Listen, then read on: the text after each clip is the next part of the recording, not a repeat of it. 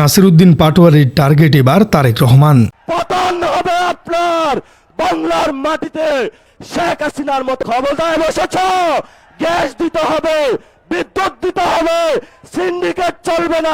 বাংলাদেশের রাজনীতিতে যখন একের পর এক ক্যাম্পাস ইস্যু, ছাত্র রাজনীতি এবং সংস্কার বিতর্ক নতুন করে উত্তাপ ছড়াচ্ছে, ঠিক তখনই জাতীয় নাগরিক পার্টির নেতা নাসিরউদ্দিন পাটোয়ারির এক বক্তব্য ঘিরে নতুন করে শুরু হয়েছে ব্যাপক আলোচনা। এই প্রধানমন্ত্রীর চেয়ার এটা আপনার না, এটা বাংলাদেশের জনগণের। ফলত আমাদের চেয়ার নিয়ে কেউ যদি ছিনিমিনি খেলে, আমরা তো সেই চেয়ারকে রক্ষা করতেই হবে আমাদের। আমি ছোট্ট একটা গল্প দিয়ে শেষ করব। তাজমহল একজনে প্রায় 100 বারের মতন বিক্রি করেছিল। সব খরিদ্দার আইসা খুঁজে যে আমি তাজমহল। তিনি শুধু সাম্প্রতিক ঘটনাগুলো নিয়েই কথা বলেননি, বরং সরাসরি প্রধানমন্ত্রী তারেক রহমানকে উদ্দেশ্য করে একাধিক কড়া মন্তব্য করেছেন। তার দাবি, বর্তমান রাজনৈতিক পরিস্থিতি এমন এক মোড়ে এসে পৌঁছেছে যেখানে সরকার যদি গণ অভ্যুত্থানের চেতনা, সংস্কারের প্রতিশ্রুতি এবং জনগণের প্রত্যাশা বাস্তবায়ন করতে ব্যর্থ হয়, তাহলে তারেক রহমানকেই এর রাজনৈতিক মূল্য দিতে হতে পারে। যুবদল, আজকে তোমাদেরকে বলবো, কই তোমরা আজকে কোথায় গুপ্ত হয়ে গিয়েছ? আজকে যে রাজপথে দেখা যাচ্ছে না, বাসায় কি ঘুমিয়ে আছো নাকি পালিয়ে গিয়েছ? পালানোর জায়গা পাবেন না। তারেক রহমানের কোনো ছায়া আমরা সেদিন রাজপথে দেখি না। মানুষের পাটোয়ারির এই বক্তব্য ইতিমধ্যেই সামাজিক যোগাযোগ মাধ্যমে ব্যাপকভাবে ছড়িয়ে পড়েছে।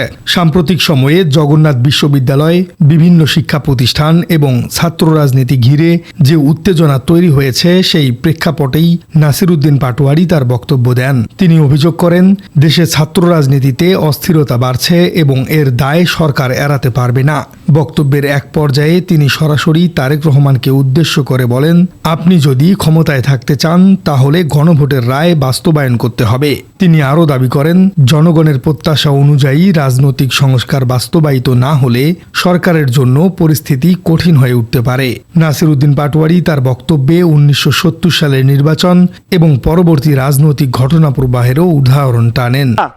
কারণ বাংলাদেশের মালিকানা তারেক রহমানের নয়, বাংলাদেশের মালিকানা বাংলাদেশের জনগণের।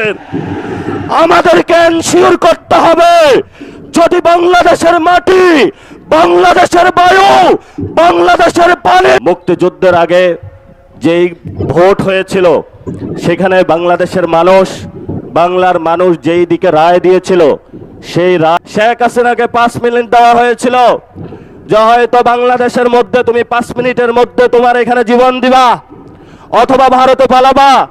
সেই সময় আপনারা পুরো বাংলাদেশ ঐক্যবদ্ধভাবে পুরো বাংলার রাজপথে নেমে এসেছিলেন।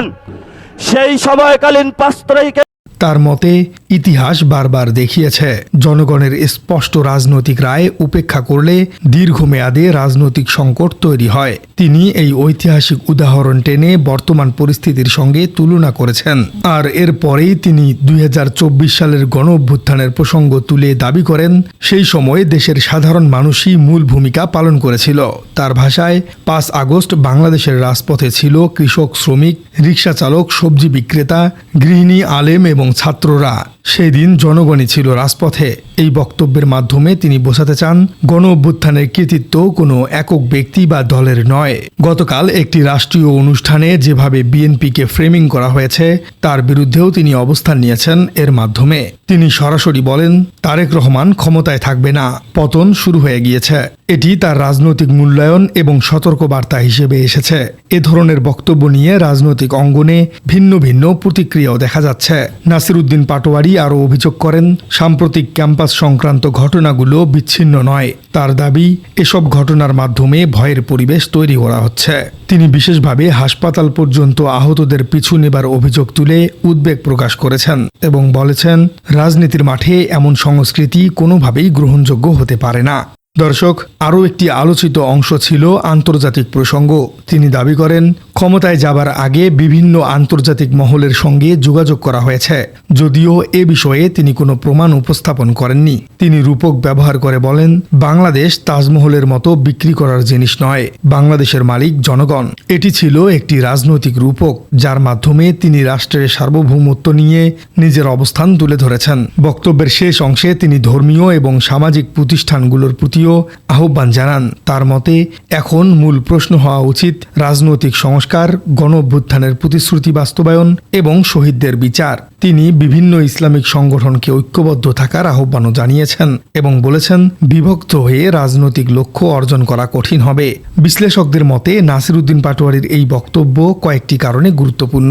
প্রথমত, তিনি সরাসরি সরকার এবং প্রধানমন্ত্রীকে রাজনৈতিক বার্তা দিয়েছেন। তিনি চলমান ছাত্র রাজনীতি, সংস্কার বিতর্ক এবং গণ অভ্যুত্থানের বয়ানকে একই সূত্রে গেঁথে দেখানোর চেষ্টা করেছেন। তৃতীয়ত, তিনি ভবিষ্যতের রাজনীতিকে জনগণের প্রত্যাশা বনাম সরকারের কার্যক্রম এই দুইয়ের উপর নির্ভরশীল বলে তুলে ধরেছেন। তবে অন্যদিকে সরকার বা বিএনপির পক্ষ থেকে এসব অভিযোগের বিষয়ে তাৎক্ষণিক আনুষ্ঠানিক প্রতিক্রিয়া পাওয়া যায়নি। ফলে পাটোয়ারীর বক্তব্য রাজনৈতিক বিতর্কের অংশ হিসেবেই আলোচিত হচ্ছে।